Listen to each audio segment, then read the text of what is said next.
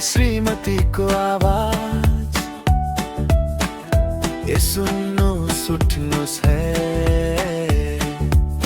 म त मिठो सपनामा थिएँ उहाँको आदेश आयो झन्डो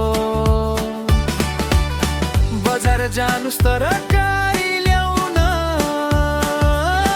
म भने आज त बिदा हो उहाँले आँखा ठुलो पारिन् त्यसपछि चुप लागे म त हो श्रीमतीको हुकुम चल्छ घरमा उहाँकै राज म त नामको मात्र राजा साँचो सत्ता उहाँको आजा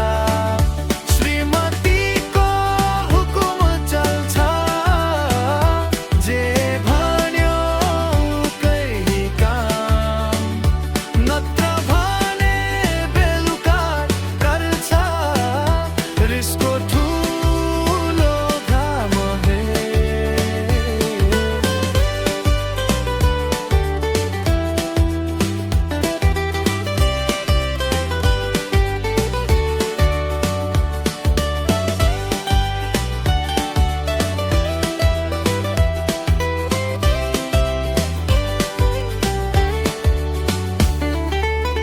भाँडा माझ्न पनि सिके